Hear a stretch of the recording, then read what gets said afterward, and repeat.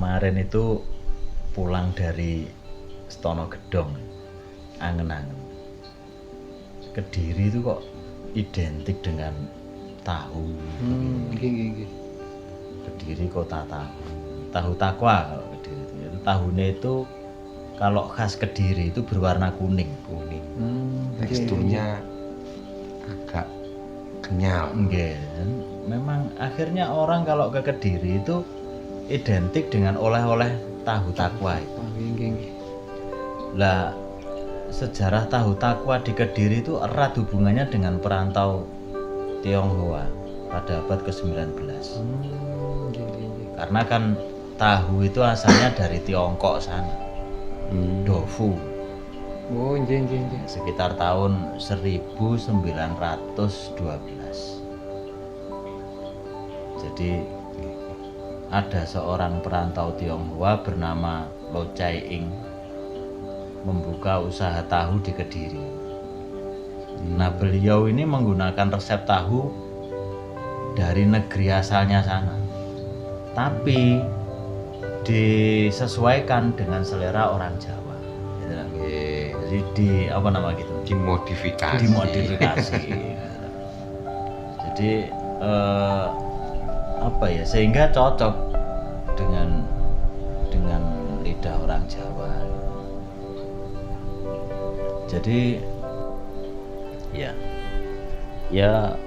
dari sekitar abad 19 itu lantas industri tahu di Kediri ini berkembang pesat, terus menyebar ke pengrajin tradisional. Kalau bahannya sendiri itu kan dari kedelai pilihan.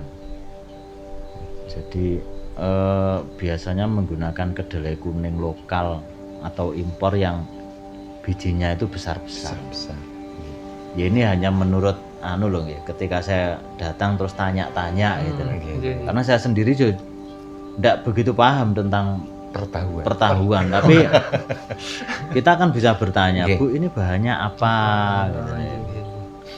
Jadi memang bahannya dari situ.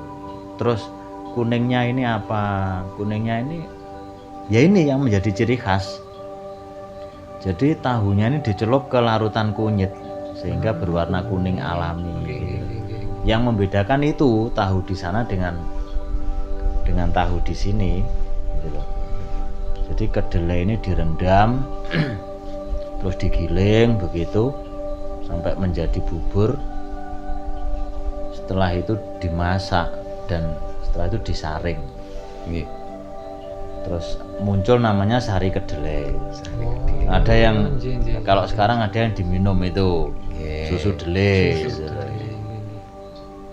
Jadi setelah itu digumpalkan. Setelah digumpalkan ya diperes, ditumpangi batu begitu. Dulu tetangga saya ada pabrik tahu. Saya sempat nginceng, ngono tuh caranya itu dipadatkannya itu ditumpangi blabak, ditaruhi batu biasanya. Terus dipres ngoten nggih. Nggih, seperti dipres begitu. Nah, kalau uniknya tahu Kediri itu memang padat dan kenyal. Nggih. Dan itu bisa membuat kenyang. Nggih. Satu otak kecil itu sudah bisa kenyang. Karena memang kepadatannya itu tadi. Dan karena penggunaan kunyit itu tadi itu memunculkan aroma yang khas. Karena ada campuran kunyit itu tadi. Tidak hanya aromanya tapi warnanya juga menjadi kuning itu. Nah, kuning terus untuk bertahannya itu 2-3 hari di suhu ruang itu juga awet. Kalau kabarnya yang tahu putih biasa itu cepet asem gitu. Cepet asem. Kalau tahu takwa 2-3 hari di suhu ruang itu masih kuat. Dan yang uniknya lagi itu kalau dimakan tanpa digoreng pun enak. Sudah enak ya. Gitu. Itu yang uniknya. Ya, memang delenya sudah dimasak. Tapi kalau tahu-tahu biasa itu kan ndak segurih. Nggih. Nggih, nggih. Jadi mungkin pengaruh kunyitnya niku lho nggih. Nggih. Bisa memunculkan gurih itu. Nggih. Jadi akhirnya sampai sekarang tahu ini menjadi identitas sebuah wilayah. Nggih. Ini kan memunculkan akulturasi budaya yang luar biasa. Nggih. Jadi dari kota, dari negara asalnya sana dimasukkan ke Jawa, terus rasanya disesuaikan dengan lidah Jawa. Nggih. Berarti kan tahu ini kan makanan yang diakulturasikan begitu loh nggih. Nggih. Jadi ya bukan hanya sekedar makanan akhirnya, Nggih. tapi ada nilai percampuran budaya yang Nggih. luar biasa. Bahkan warna kuningnya ini ada yang memaknai tentang ini simbol dari kemakmuran dan kejayaan itu ya. Nggih. Yo ada, jadi memang yo kuning-kuning beringin bagus-bagus begitu. Karena ya identik dengan sesuatu yang itu tadi, kejayaan itu kan emas gitu ya, dilambangkan dengan emas, dan tahu ini menjadi mengakar di Kediri khususnya dan di Nusantara pada umumnya.